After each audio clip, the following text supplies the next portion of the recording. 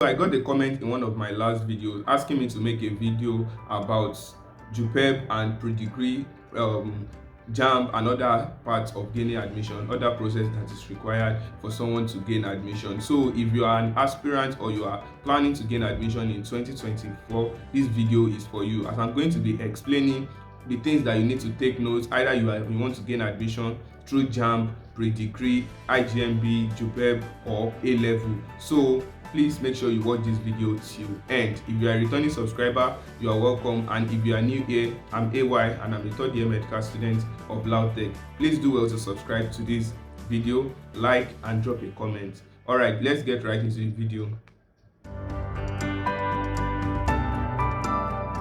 So basically, I'm going to be starting from, it's not the list, but from the most common process, the most common pathway through which most people pass to gain admission, which is JAMB. So JAMB is usually also known as UTME, which is the Unified Tertiary Matriculation Examination. So that's the exam that you are required to write if you want to gain admission, and it's usually between the beginning of the year. So you register, then you write the JAMB, you get your score. It's usually 4 subjects. So after getting your results, that's what's going to determine which kind of institution you will go to, or maybe if you are expected to study a particular course. But the other parts, which are pre-degree basically is a kind of degree that you have before you start the main degree. So which means if you are doing pre-degree, you've not yet started your degree, which means you are not even qualified to be called an 100 level. So it's usually a level before 100 level for undergraduates. I think you understand. So it's usually a level for undergraduates when they've not even started, when they've not become a 100 level, because universities always run between 100 level to 400, or some schools 100 level to 500, just like my school here in Lautech in Nigeria. So if you are going for pre-degree, you have to know that you are not yet in 100 level. Then you spend the first 1 year. So this first 1 year too, they will be teaching you just the same way they are teaching other students. You will be learning the things that you need to learn, and at the end of this pre-degree, you are going to write exam. So this exam is also going to be 400, yes. So it's also going to be 400. Then you are also expected as a pre-degree aspirant, or as someone that wants to gain admission through pre-degree, you are also expected to write JAMB, which means that you will be preparing for JAMB and you will also be preparing for pre-degree exam. So at the end of the pre-degree, they are going to sum up the total score. There is a way they used to grade it. So for each course you are going for, so there will be a cutoff mark for each course you are going for based on the mark that you have out of 400. So if you are thinking of going for pre-degree, it's usually you will apply for that in that particular school. Pre-degree will be applied for in the school or the institution you want to go for. Let's assume you want to go to OAU now. You have to apply for the pre-degree in that school. Then you resume, then you start the classes and everything, and you also register for JAMB. So at the end of the pre-degree, you write the exam and you get your results, and you continue with other process which will make you to become an undergraduate. So I think that's all basically about pre-degree. So if you are thinking of getting admission through pre-degree, so if you can pass through that route, but just know that you are sacrificing 1 year.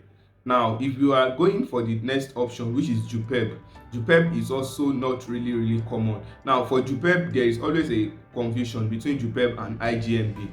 So JUPEB is almost the same thing as IJMB, and also a little bit close to A level. Now what makes JUPEB to be different from IJMB is that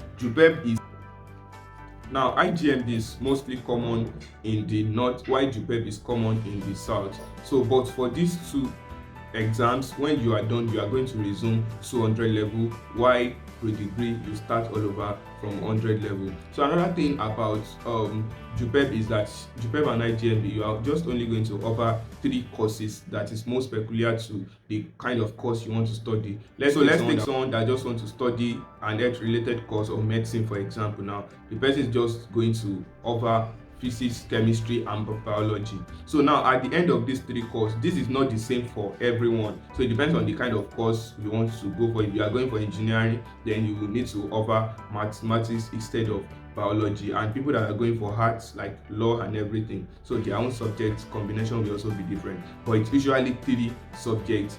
Now at the end of these 3 subjects, they are going to grade your exam. You are going to write a final exam which they will grade you. So the grading system works by A, B, C. So it's either you have A, or you have B, or you have C. Then A stands for 5 marks, B stands for 4 marks, while C is for 3 marks. Then there is usually an additional 1 mark for everybody. I don't know what they used to grade that, maybe the attendance or whatsoever. So but there is always a 1 mark at the end, which makes this total mark to be 16 marks. So if someone that have A in the 3 courses, now the person is going to have 15, then plus that 1 free mark, making 16. Someone that has B in the 3 now is going to be 4, that's 12, plus that 1, 13. Now for courses, like, there is also cutoff mark for certain courses for someone that is writing JUPEB and IJMB, which is that there is a particular mark that you need to get out of these 16.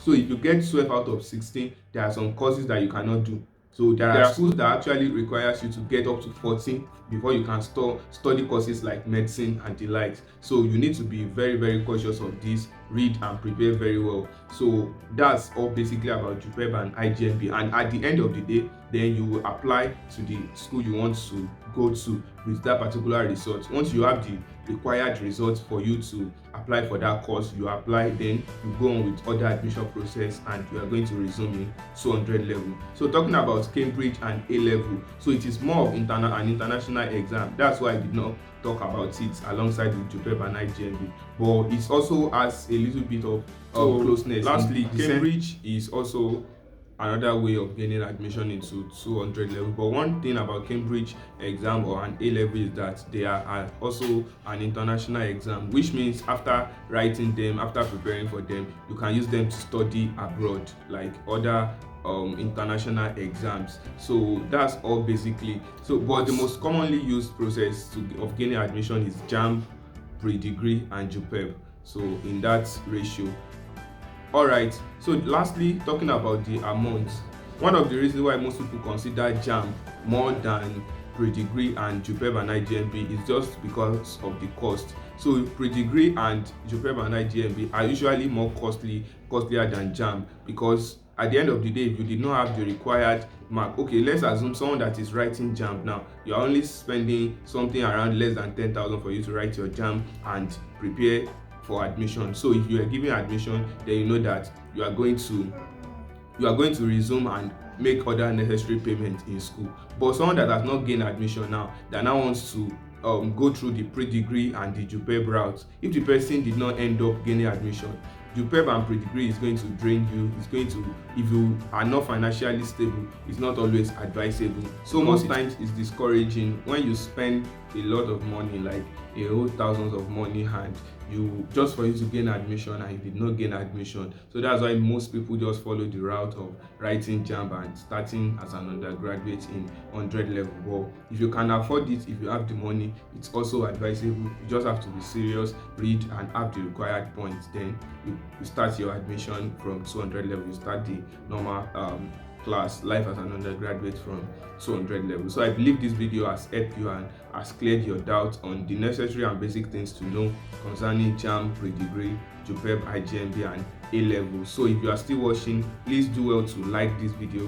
It's very, very important. Your like goes a long way in helping others to see this video. If you are yet to subscribe, do well to subscribe, drop a comment and share. See you in my next video. Bye.